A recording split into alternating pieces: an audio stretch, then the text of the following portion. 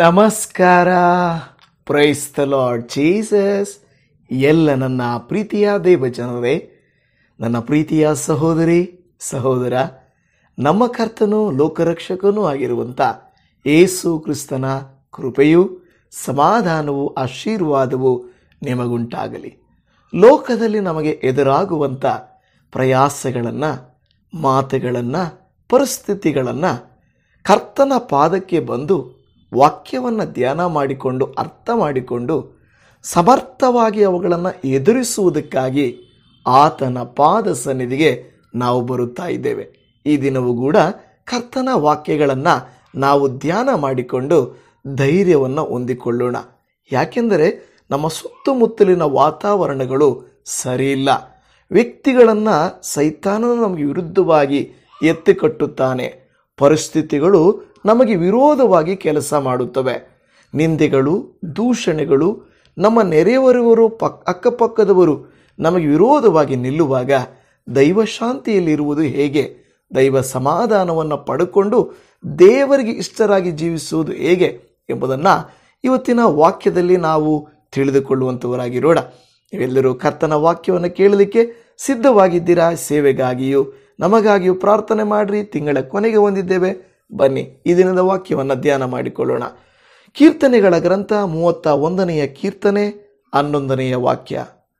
ನನ್ನ ಎಲ್ಲ ಹಿಂಸಕರ ದೆಸೆಯಿಂದ ದೂಷಣೆಗೆ ಗುರಿಯಾದೆನು.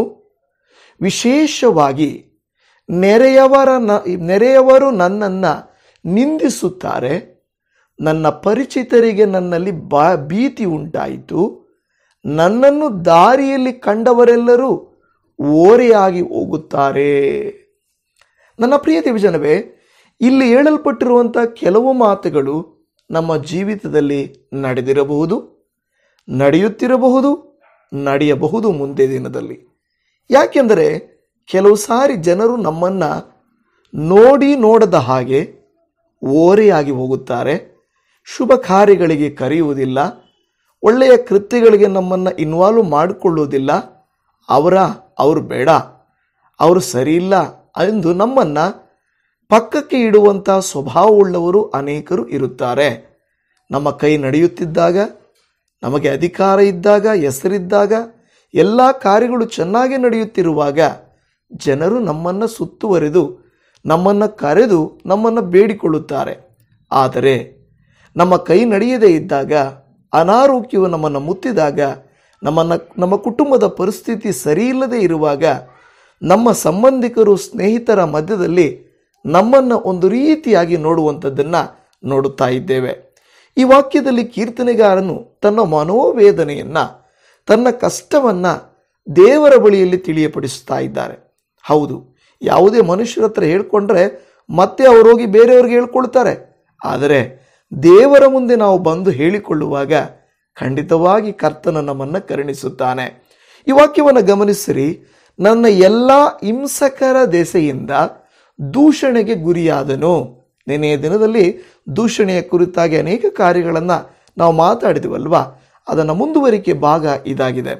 ನೋಡಿ, ಇಲ್ಲಿ ಹೇಳ್ತದೆ ನನ್ನ ಎಲ್ಲ ಹಿಂಸಕರ ದೆಸೆಯಿಂದ. ಹಿಂಸಕರು ಯಾರು?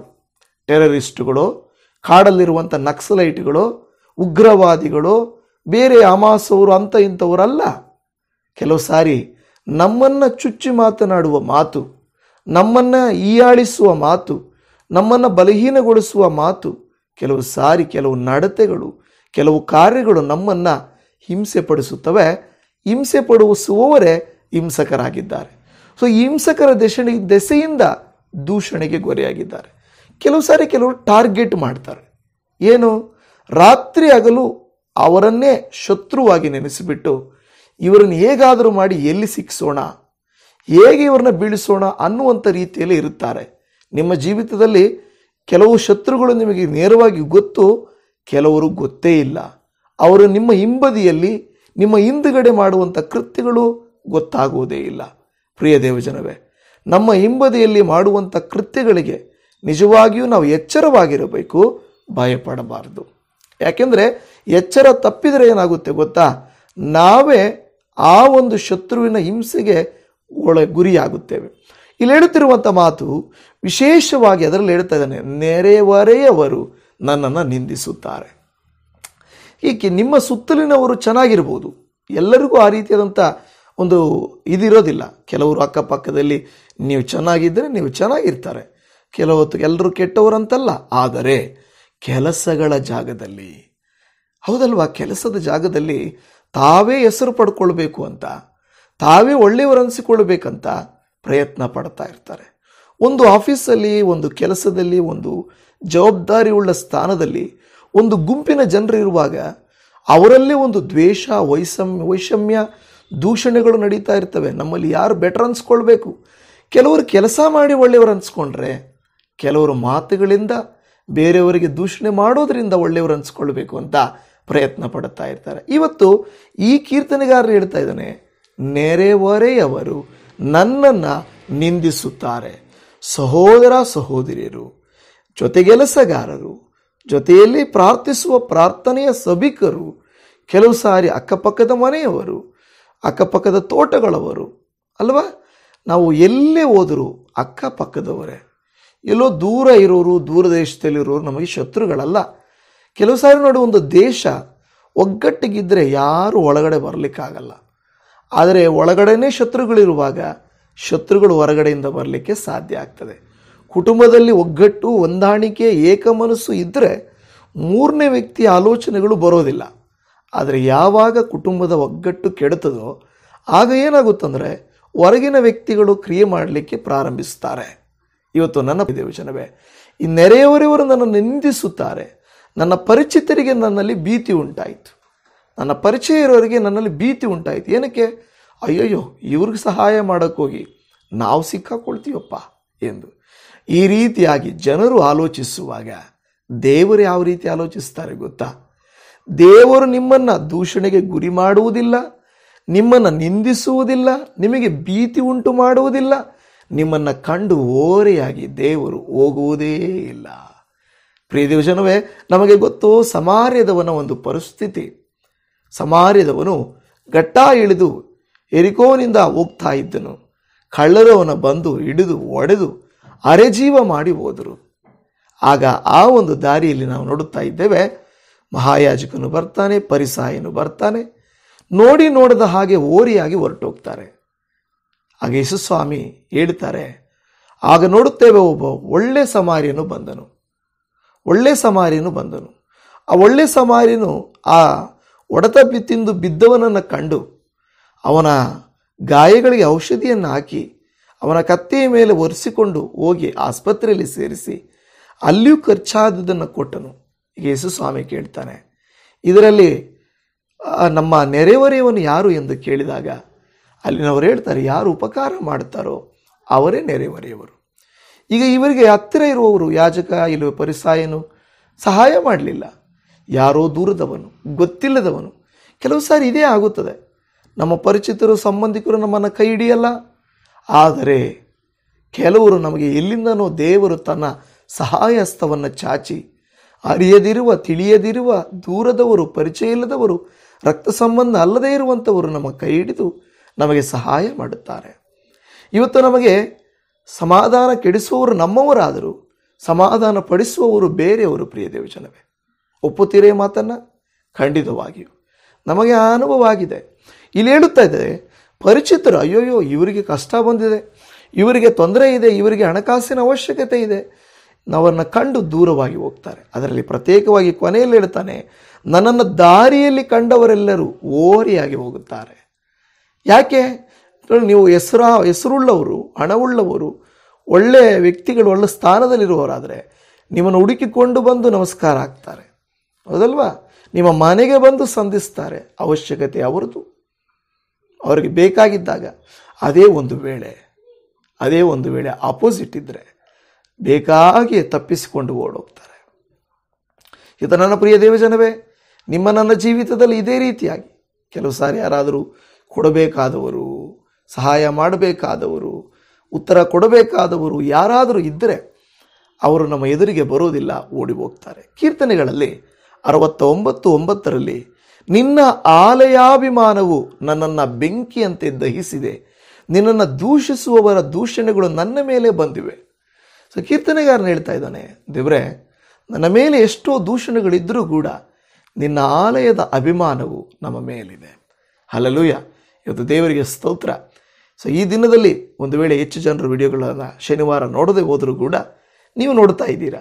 ದೇವಜನವೇ, ಆಲಯದ ಅಭಿಮಾನ ಇರಬೇಕು. ನಾವು ದೇವರ ಆಲಯದಲ್ಲಿರಬೇಕು, ವಾಕ್ಯಗಳನ್ನು ಕೇಳಬೇಕು, ದೇವರ ಸೇವೆ ನಡೆಯಬೇಕೆಂಬ ಹಂಬಲ ಇರಬೇಕು. ಅದಕ್ಕಾಗಿ ನೀವು ಪ್ರಾರ್ಥಿಸಬೇಕು. ಸೊ ಇಲ್ಲಿ ಹೇಳ್ತದೆ, ಆಲಯದ ಅಭಿಮಾನವು ನನ್ನನ್ನು ಬೆಂಕಿಯಂತೆ ದಹಿಸಿದೆ. ಬೆಂಕಿ ಏನು ಮಾಡುತ್ತೆ? ಸುಡುತ್ತಾ ಇರ್ತದೆ, ಅದಕ್ಕೆ ಅಡ್ಡಿ ಇರೋದಿಲ್ಲ.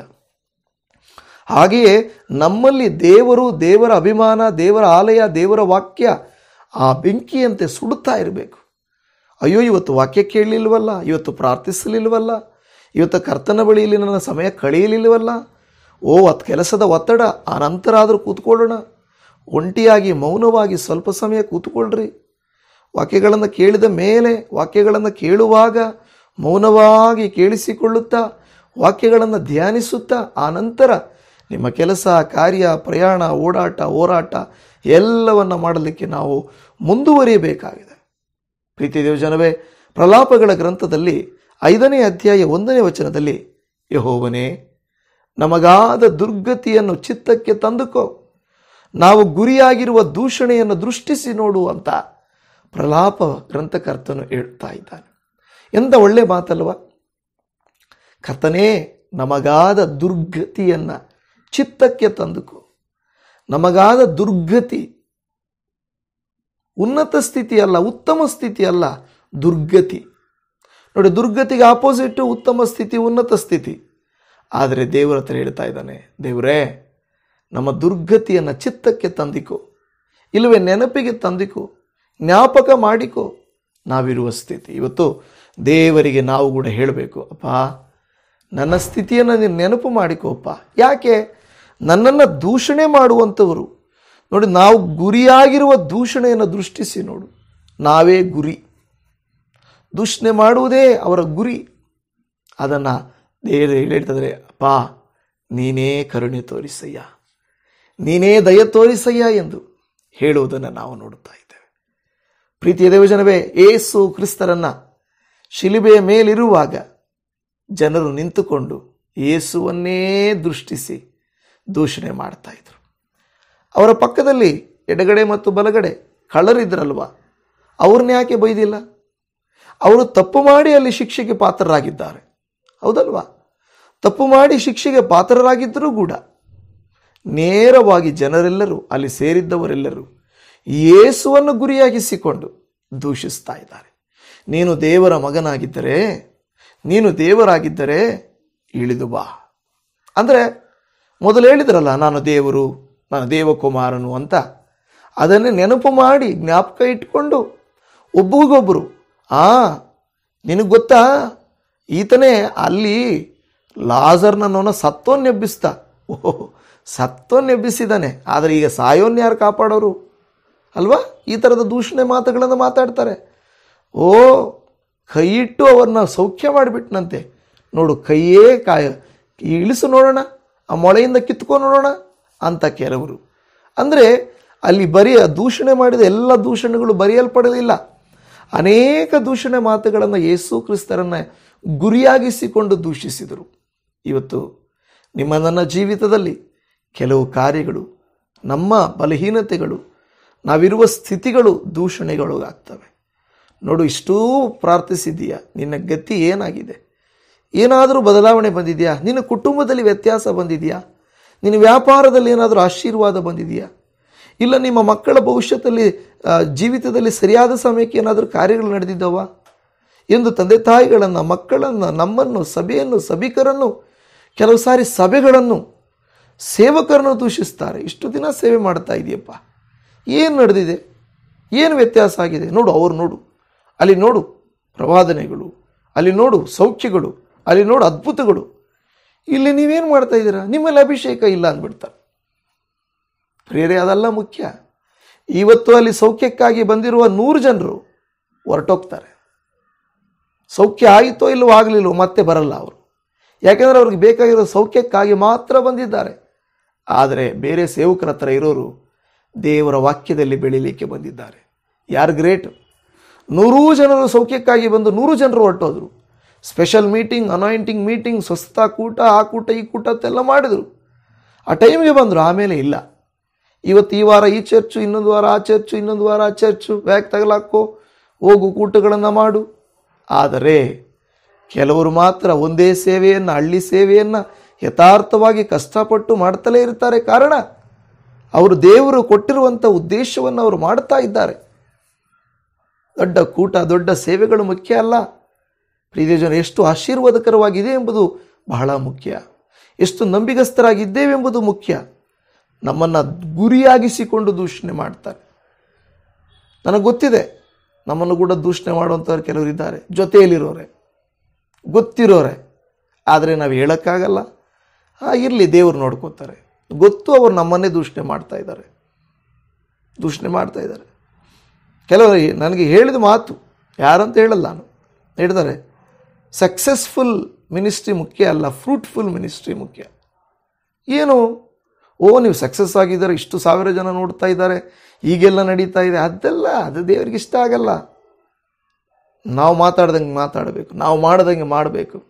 ಇರಲಿ, ಇವತ್ತು ನಿಮ್ಮನ್ನು, ನನಗೆ ಗೊತ್ತಿಲ್ಲ ನಿಮ್ಮನ್ನು ಯಾವ ರೀತಿಯಾಗಿ ಗುರಿಯಾಗಿಸಿಕೊಂಡು ದೂಷಣೆ ಮಾಡ್ತಾ ಇದ್ದಾರೆಂತೂ, ಆದರೆ ದೇವರು ಹೇಳ್ತಾ ಇದ್ದಾನೆ, ನಿನ್ನ ದೂಷಣೆಯನ್ನು ನಾನು ಸರಿಪಡಿಸ್ತೇನೆ. ಆಮೇನ್. ಇವತ್ತು ನನ್ನ ಪ್ರಿಯ ದೇವಜನ, ಯೇಸು ಸ್ವಾಮಿಯನ್ನು ಗುರಿಯಾಗಿಸಿಕೊಂಡು ದೂಷಿಸಿದರು. ಆದರೆ ಆತನು ಶಿಲುಬೆಯ ಮೇಲೆಲ್ಲ ಮಹಿಮಕರವಾಗಿ ಆತನು ಪುನರುತ್ಥಾನವಾಗಿ ಬಂದನು. ಇವತ್ತು ನಿಮ್ಮ ಜೀವಿತದಲ್ಲಿ ಅಂಧಕಾರ ಕವಿದಿರಬಹುದು, ಕತ್ತಲೆಗೆ ಕವಿದಿರಬಹುದು, ನಿಮಗೆ ದಾರಿ ಕಾಣದಿರಬಹುದು. ದೇವರು ಆ ಮೋಡಗಳನ್ನು ಸರಿಸಿ ಒಂದು ಒಳ್ಳೆಯ ಬೆಳಕನ್ನು, ಒಳ್ಳೆಯ ವಾತಾವರಣವನ್ನು ಕೊಡುವಂತೆ ನಿಮ್ಮ ಜೀವಿತವನ್ನು ಬದಲಾಯಿಸಲಿಕ್ಕಿದ್ದಾನೆ. ನೀವು ನಾನು ಆಲಯದ ಅಭಿಮಾನ ಇಟ್ಟುಕೊಂಡು ಕರ್ತನ ಸಮ್ಮುಖದಲ್ಲಿ ಸಮಯವನ್ನು ಕಳೆಯುತ್ತಾ ಇರಬೇಕು. ನಿಮ್ಮನ್ನು ಕಂಡವರು ದೂರ ಹೋಗಲಿ, ನಿಮ್ಮನ್ನು ಬೈಲಿ, ನಿಂದಿಸಲಿ, ದೂಷಣೆ ಮಾಡಲಿ, ಅದು ಯಾವುದಕ್ಕೂ ನೀವು ಚಿಂತೆ ಮಾಡಬೇಡ್ರಿ. ಚಪನ್ಯ ಗ್ರಂಥ 2ನೇ ಅಧ್ಯಾಯ 8ನೇ ವಚನದಲ್ಲಿ, ಮೋವಾಬ್ಯರು, ಅಮ್ಮೋನ್ಯರು ಉಬ್ಬಟ್ಟೆಯಿಂದ ನನ್ನ ಜನರ ಮೇರೆಯನ್ನು ಮೀರಿ ಅವರ ಮೇಲೆ ಹೊರಿಸಿರುವ ದೂಷಣೆಗಳು ನನ್ನ ಕಿವಿಗೆ ಬಿದ್ದಿವೆ. ದೇವರು ಹೇಳ್ತಾ ಇದ್ದಾನೆ, ನೀವು ನಾನು ಯಥಾರ್ಥವಾಗಿದ್ದರೆ ದೇವರು ನಮ್ಮ ವಿರುದ್ಧವಾಗಿರುವ ದೂಷಣೆಗಳನ್ನು ಕೇಳಿಸ್ಕೊಡ್ತಾರೆ. ನಮಗೆ ವಿರುದ್ಧವಾಗಿ ಬರುವ ದೂಷಣೆಗಳನ್ನು ದೇವರು ಕೇಳಿಸ್ಕೊಡ್ತಾನೆ. ನೀವು ಚಿಂತೆ ಮಾಡಬೇಡಿ. ಯುದ್ಧವು ಕರ್ತನದು, ನಿಮಗಾಗಿ ನಿಲ್ಲುವ ಆತನು. ಯಾರೇ ದೂಷಣೆ ಮಾಡಿಕೊಂಡು ಹೋಗಲಿ, ಯಾರೇ ನಿಂದಿಸ್ಕೊಂಡು ಹೋಗಲಿ, ಅದಕ್ಕೆ ಪ್ರತಿಫಲ ಕೊಡುವವರು ದೇವರಾಗಿದ್ದಾರೆ, ನಾವಲ್ಲ. ನಾವೇನು ಮಾಡಬೇಕಾಗಿಲ್ಲ. ಇವತ್ತು ದೇವಜನವೇ, ನೀವು ಕೊಡಬೇಕಾಗಿರೋ ನಿಮಿತ್ತ, ನೀವು ಮಾಡಬೇಕಾಗಿರೋ ನಿಮಿತ್ತ, ಯಾವುದೇ ನಿಮಿತ್ತ, ದೇವರು ಹೇಳ್ತಾನೆ, ನನ್ನ ಜನರ ವಿರುದ್ಧವಾಗಿ ಅವರು ಇವರು ಎಲ್ಲ ದೂಷಣೆಗಳನ್ನು ಮಾಡಿರುವುದು ನನ್ನ ಕಿವಿಗೆ ಬಿದ್ದಿವೆ. ದೇವರು ಹೇಳ್ತಾ ಇದ್ದಾನೆ. ಕೊನೆಯಲ್ಲಿ ಒಂದು ಮಾತನ್ನು ಓದಿಕೊಳ್ಳೋಣ. ಮತ್ತಾಯನ ಬರೆದ ಸುವಾರ್ತೆ 12ನೇ ಅಧ್ಯಾಯ 31ನೇ ವಚನದಲ್ಲಿ, ಆದ ಕಾರಣ ನಿಮಗೆ ಹೇಳುತ್ತೇನೆ, ಮನುಷ್ಯರು ಮಾಡುವ ಪ್ರತಿಯೊಂದು ಪಾಪಕ್ಕೂ ದೂಷಣೆಗೂ ಕ್ಷಮಾಪಣೆ ಉಂಟು, ಆದರೆ ಪವಿತ್ರಾತ್ಮ ದೂಷಣೆಗೆ ಕ್ಷಮಾಪಣೆ ಇಲ್ಲ. ಆಮೇನ್, ಹಲ್ಲೆಲೂಯಾ. ಏನಂತ ಹೇಳ್ತಾ ಇದೆ? ಪವಿತ್ರಾತ್ಮನ ದೂಷಣೆಗೆ ಕ್ಷಮಾಪಣೆ ಇಲ್ಲ. ಏನು ಪವಿತ್ರಾತ್ಮನು ಅಂತ ಹೇಳಿದ್ರೆ ಏನು, ಯಾವುದು ಪವಿತ್ರಾತ್ಮನ ದೂಷಣೆ ಅಂದರೆ? ದೇವರು ಮಾಡುವಂಥ ಕೃತ್ಯಗಳು, ಪವಿತ್ರಾತ್ಮನಿಂದ ಉಂಟಾಗುವ ಕೃತ್ಯಗಳು ದೂಷಣೆ ಮಾಡಬಾರ್ದು, ಪವಿತ್ರಾತ್ಮನನ್ನು ದೂಷಣೆ ಮಾಡಬಾರ್ದು. ಯೇಸುಸ್ವಾಮಿ ಹೇಳ್ತಾರೆ, ಮನುಷ್ಯ ಕುಮಾರನ ದೂಷಣೆ ಮಾಡಿದ್ರೆ ಅದಕ್ಕೆ ಕ್ಷಮಾಪಣೆ ಇದೆ, ಮನುಷ್ಯರನ್ನು ದೂಷಣೆ ಮಾಡಿದರೆ ಕ್ಷಮಾಪಣೆ ಇದೆ, ಆದರೆ ಪವಿತ್ರಾತ್ಮನನ್ನು ದೂಷಣೆ ಮಾಡಿದವರಿಗೆ ಕ್ಷಮಾಪಣೆ ಇಲ್ಲ ಅಂತ ದೇವ್ರ ವಾಕ್ಯ ಹೇಳ್ತದೆ. ಪವಿತ್ರಾತ್ಮನ ದೂಷಣೆಗೆ ಕ್ಷಮಾಪಣೆ ಇಲ್ಲ.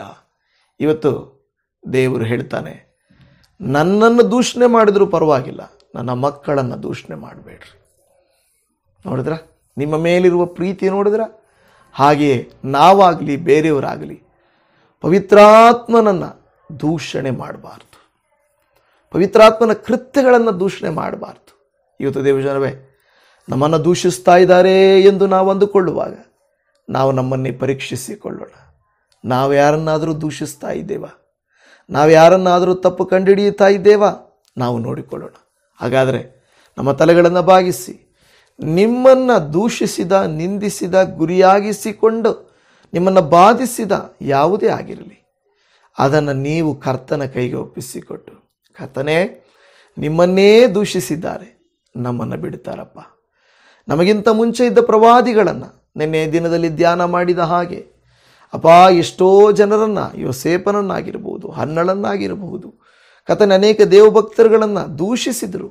ಆದರೆ ಅವರ ದೂಷಣೆಯು ಅಪ್ಪ ಸನ್ಮಾನವಾಯಿತು. ಇವತ್ತು ಕೂಡ ನಮ್ಮನ್ನು ಓರೆಯಾಗಿ ಹೋಗುತ್ತಾರೆ ನೋಡಿಯೂ, ನಮ್ಮನ್ನು ಗುರಿಯಾಗಿಸುತ್ತಾರೆ, ನಿಂದಿಸುತ್ತಾರೆ, ನಮ್ಮನ್ನು ಇಲ್ಲದ ಮಾತುಗಳನ್ನು ಆಡುತ್ತಾರೆ. ಯೇಸುವಿನ ನಾಮದಲ್ಲಿ ಇವತ್ತು ನಿನ್ನ ಪಾದ ಸನ್ನಿಧಿಗೆ ಬಂದಿರುವ ನಮ್ಮನ್ನು ಕರುಣಿಸು.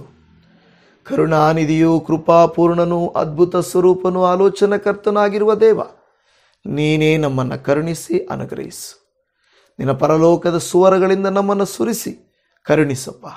ಇವತ್ತು ಈ ನನ್ನ ಸಹೋದರಿ, ಇವರ ಕುಟುಂಬ, ಇವರ ಮಕ್ಕಳು, ಹಾವಭಾವಗಳು, ಯಾವುದೇ ಕೃತ್ಯಗಳು ದೂಷಣೆಗೆ ಗುರಿಯಾಗಿದ್ದರು, ದಯಮಾಡಿ ನೀನು ಹೇಳಿದೀಯಾ, ನನ್ನ ಮಕ್ಕಳ ವಿರುದ್ಧವಾಗಿರುವ ದೂಷಣೆಗಳು ನನ್ನ ಕಿವಿಗೆ ಬಿದ್ದಿವೆ ಎಂದು ಹೇಳುತ್ತಾ ಇದ್ದೀರಾ. ದಯಮಾಡಿ ನೀವೇ ಕರುಣಿಸಿ ಸಹಾಯ ಮಾಡಿರಿ. ನಿನ್ನ ಆತ್ಮನ ಶಕ್ತಿಯಿಂದ ನೊಂದು ಸೋತು ಅವಮಾನಪಟ್ಟು ದೂಷಿಸಲ್ಪಟ್ಟ ಈ ನನ್ನ ದೇವಜನರು, ಸಹೋದರರು, ಹಿರಿಯರು ಅಪಾಕರ್ತನೆ ಸಾಂತ್ವನ ಹೊಂದಲಿ, ಸಮಾಧಾನ ಹೊಂದಲಿ. ದೈವ ಕೃಪೆಯು, ದೈವ ಶಾಂತಿಯು ಇವರ ಕುಟುಂಬಗಳನ್ನು ಆವರಿಸಿಕೊಳ್ಳಲಿ. ಕರ್ತ, ಪವಿತ್ರಾತ್ಮನಿಗೆ ವಿರುದ್ಧವಾಗಿ ನಾವು ದೂಷಣೆ ಮಾಡದ ಹಾಗೆ ನಮಗೆ ಸಹಾಯ ಮಾಡಿರಿ. ಎಚ್ಚರವುಳ್ಳವರಾಗುವಂತೆ ಕೃಪೆಯನ್ನು ತೋರಿಸಿರಿ. ಇವತ್ತು ಕರ್ತನೆಯ ದಿನವೆಲ್ಲ ನಮ್ಮ ಸಂಗಡ ಇದ್ದು ನಿಮ್ಮ ಆತ್ಮನ ಕೃಪೆಯಿಂದ ನಮ್ಮನ್ನು ತುಂಬಿಸಿಕೊಡು. ನಮ್ಮ ಕುಟುಂಬಗಳಲ್ಲಿ ಸಮಾಧಾನವು, ಆಶೀರ್ವಾದವು, ಆರೋಗ್ಯವು ಉಂಟಾಗಲಿ. ಯಾರು ಇವರ ಹೆಸರನ್ನು ಹೇಳಿ ಯಾರನ್ನು ಒಪ್ಪಿಸಿಕೊಟ್ಟು ಪ್ರಾರ್ಥಿಸುತ್ತಿದ್ದಾರೋ ಅವರ ಮೇಲೆ ನಿನ್ನ ವಿಶೇಷವಾದ ಕೃಪೆಯು, ಅನುಗ್ರಹವೂ ಇರಲಿ ಎಂದು ಬೇಡಿಕೊಳ್ಳುತ್ತಾ ಇದ್ದೇವೆ. ಯಾಕೆಂದರೆ ನೀವು ಉತ್ತಮರು, ಒಳ್ಳೆಯವರು, ಪರಿಶುದ್ಧರು, ದೇವಾದಿದೇವರು. ನಿಮಗೆ ಸ್ತೋತ್ರ ಸ್ವಾಮಿ. ಈಗೋ ಎಲ್ಲ ಅಸೌಖ್ಯಗಳಿಂದ, ಅನಾರೋಗ್ಯಗಳಿಂದ, ಅಪಾರ್ಥಗಳಿಂದ, ಅನ್ಯೋನ್ಯತೆಯ ಕೊರತೆಗಳಿಂದ ಇವರನ್ನು, ಇವರ ಕುಟುಂಬಗಳನ್ನು ಬಿಡಿಸಿರಿ ಯೇಸುವಿನ ನಾಮದಲ್ಲಿ. ಹಾಲೆಲೂಯ. ನಿನ್ನಾತ್ಮನ ಶಕ್ತಿಯು ಇವರ ಮೇಲೆ ಪ್ರವೇಶಿ ಬೀಳಲಿ ಎಂದು ಬೇಡಿಕೊಳ್ಳುತ್ತಾ ಇದ್ದೇವೆ. ನೀನೇ ಖಂಡಿತವಾಗಿ ಇವರ ಸಂಗಡ ಇದ್ದು ಇವರಿಗೆ ಬೇಕಾಗಿರುವಂಥ ಎಲ್ಲ ಸಹಾಯಗಳನ್ನು ಸಕಾಲಕ್ಕೆ ಒದಗಿಸಿ ಕೊಡುತ್ತೀರೆಂದು ಬೇಡುತ್ತಾ ಇದ್ದೇವಪ್ಪ. ನೀನೇ ನಮ್ಮ ಜೊತೆಯಲ್ಲಿರು. ನಮ್ಮ ಕುಟುಂಬದ ಸುತ್ತಲೂ ದೇವದೂತರ ಸೈನ್ಯಗಳನ್ನು ನಿಲ್ಲಿಸು. ನಿನ್ನ ಆತ್ಮನ ಶಕ್ತಿಯಿಂದ ನಮ್ಮನ್ನು ಒಬ್ಬೊಬ್ಬರನ್ನು ಅಭಿಷೇಕಿಸು ಎಂದು ಬೇಡಿಕೊಳ್ಳುತ್ತಾ ಇದ್ದೇವೆ. ಅಭಿಷೇಕಿಸುವಾತನೇ, ನಮ್ಮ ಸಂಗಡ ಇರುವಾತನೇ, ಸಹಾಯ ಮಾಡುವಾತನೇ, ಉಪಕಾರ ಮಾಡಿ ನಮ್ಮ ಎಲ್ಲ ಕೊರತೆ, ಕಷ್ಟ, ಕಣ್ಣೀರು, ಸಾಲಬಾಧೆ, ರೋಗ ರುಜಿನಗಳೆಲ್ಲವೂ ದೂರ ಮಾಡುವ ರಕ್ಷಕನಾದ ಯೇಸು ಕ್ರಿಸ್ತನ ಪ್ರೀತಿಯುಳ್ಳ ಪರಿಶುದ್ಧವಾದ ನಾಮದಲ್ಲಿ ಪ್ರಾರ್ಥಿಸುತ್ತೇವೆ ಪರಮ ತಂದೆಯೇ. ಆಮೇನ್, ಆಮೇನ್, ಆಮೇನ್. ಪ್ರೀತಿಯ ಸಹೋದರ ಸಹೋದರಿಯರೇ, ಪ್ರೈಸ್ ದ ಲಾರ್ಡ್. ಶಾಲೋಮ್. God bless you.